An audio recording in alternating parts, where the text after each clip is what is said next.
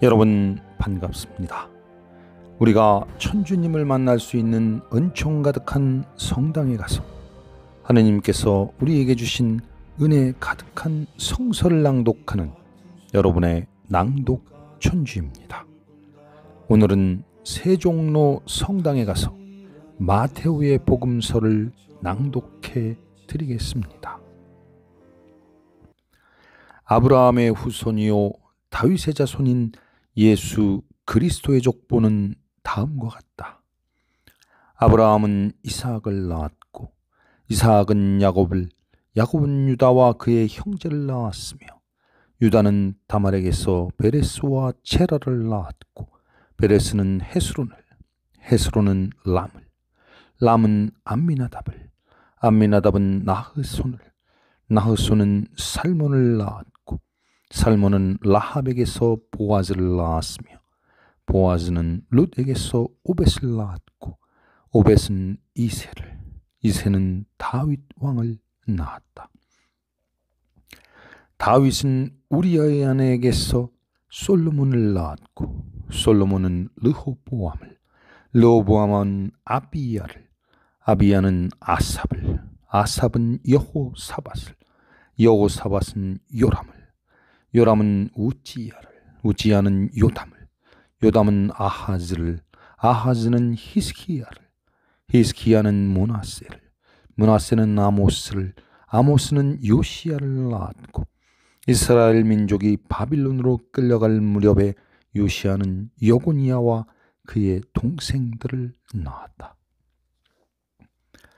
바빌론으로 끌려간 다음 여고니아는 스알티엘을 낳았고 스알디엘은 스룹바벨을, 스룹바벨은 아비훗을, 아비훗은 엘리야킴을, 엘리야킴은 아졸을, 아졸은 사독을, 사독은 아힘을, 아힘은 엘리훗을, 엘리훗은 엘르아자를, 엘르아자를 마단을, 마단은 야곱을 낳았으며 야곱은 마리아의 남편 요셉을 낳았고 마리아에게서 예수가 나셨는데 이분을 그리스도라고 부른다.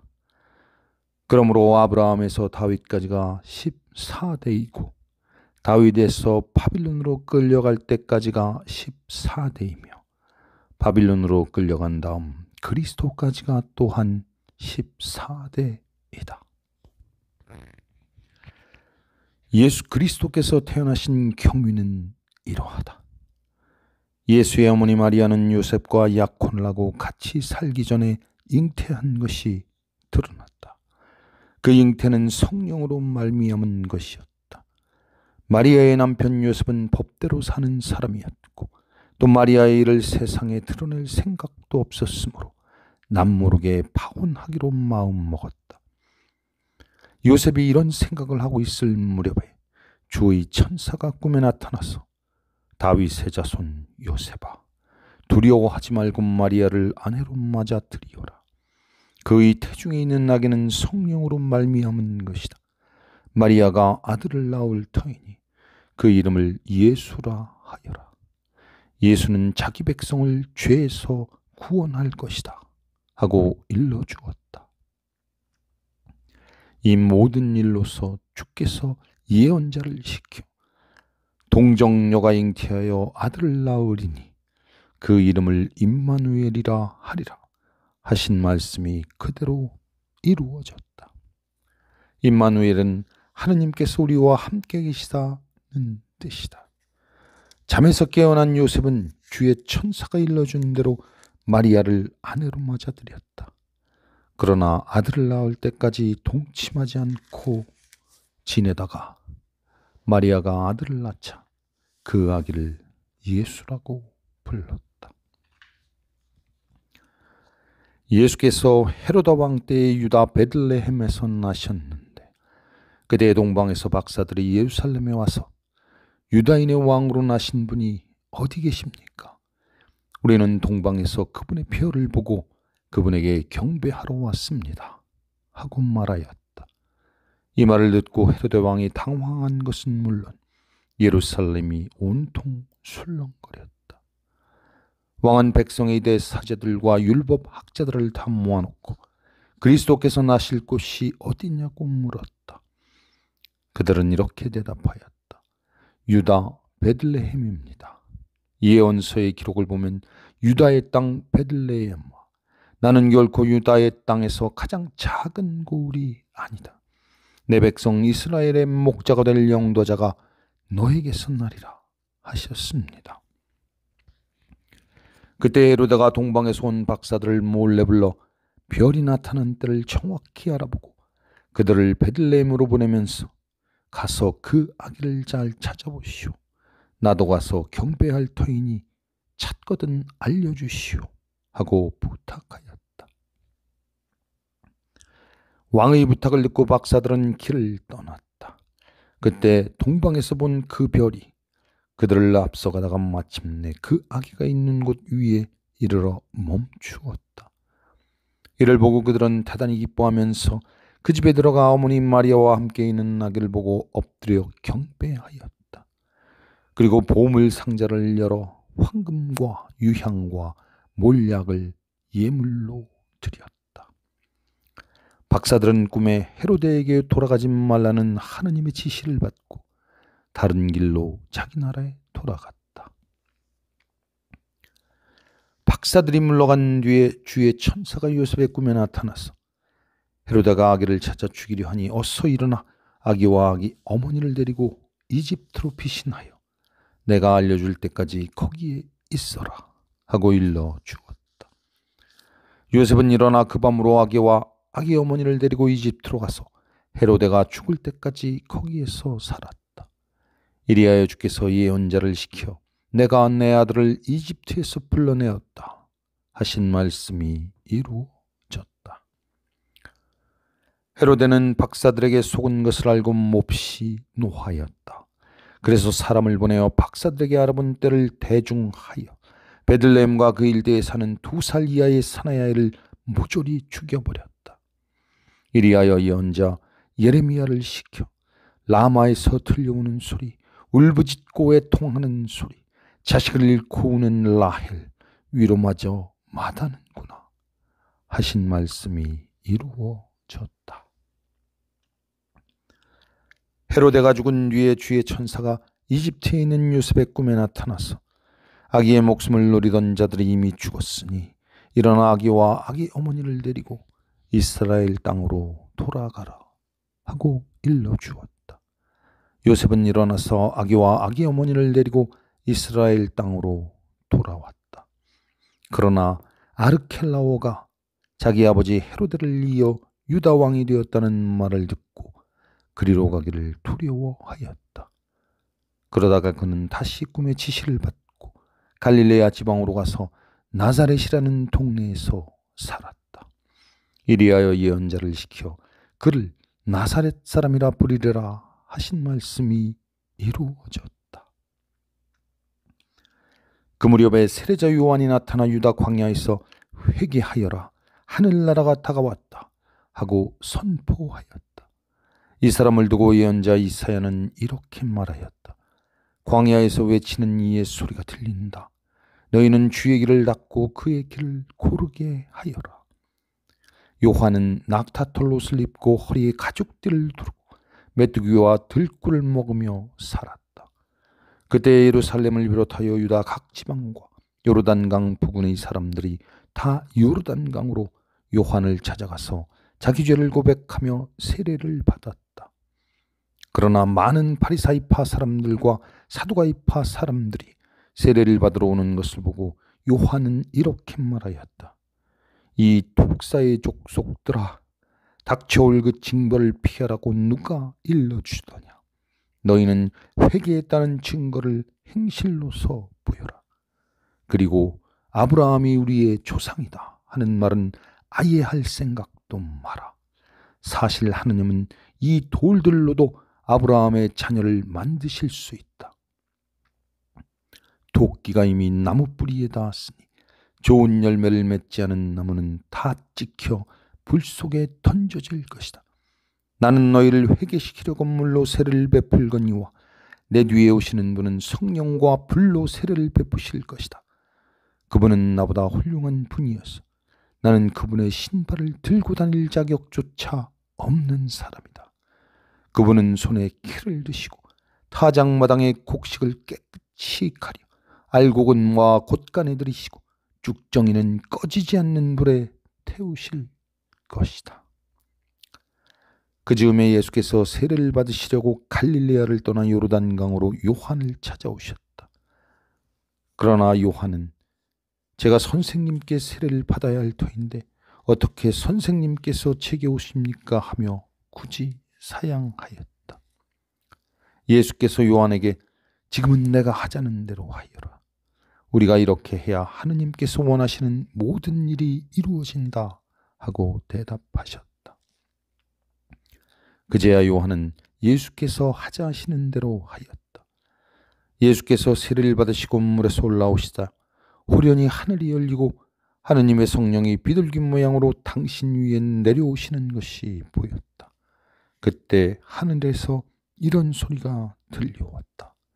이는 내 사랑하는 아들, 내 마음에 드는 아들이다.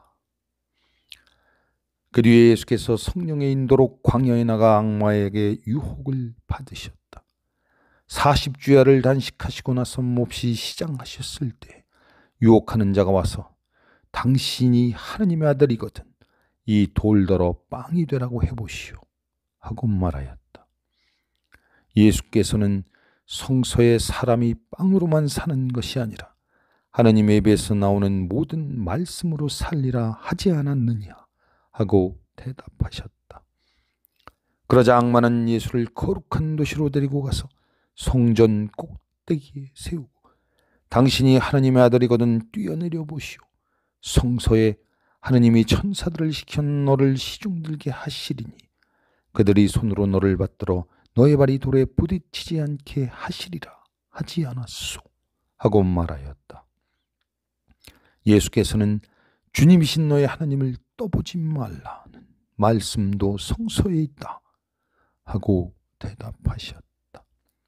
악마는 다시 아주 높은 산으로 예수를 데리고 가서 세상의 모든 나라와 그 화려한 모습을 보여주며 당신이 내 앞에 절하면 이 모든 것을 당신에게 주겠소 하고 말하였다. 그러자 예수께서는 사탄아 물러나라. 성서에 주님이신 너의 하나님을 경배하고 그분만을 섬겨라 하시지 않았느냐 하고 대답하셨다. 마침내 악마는 물러가고 천사들이 와서 예수께 시중 들었다. 요한이 잡혔다는 말을 들으시고 예수께서는 다시 갈릴레아로 가셨다.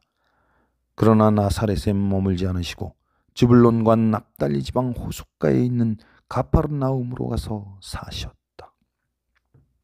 이리하여 예언자 이사야를 시켜 즈불론과 납달리 호수로 가는 길 요르단강 건너편 이방인의 갈릴레아 어둠 속에 앉은 백성이 큰 빛을 보겠고 죽음의 그늘진 땅에 사는 사람들에게 빛이 비치리라 하신 말씀이 이루어졌다. 이때부터 예수께서는 전도를 시작하시 회개하여라 하늘나라가 다가왔다 하고 말씀하셨다. 예수께서 갈릴레아 호숫가를 걸으시다가 베드로라는 시몬과 안드레아 형제가 그물을 던지고 있는 것을 보셨다. 그들은 어부였다. 예수께서 그들에게 나를 따라오너라. 내가 너희를 사람 낚는 어부로 만들겠다 하시자 그들은 곧 그물을 버리고 예수를 따라갔다.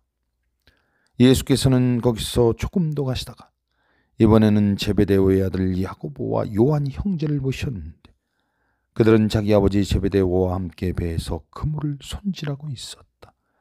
예수께서 그들을 부르시자 그들은 곧 배를 버리고 아버지를 떠나 예수를 따라갔다.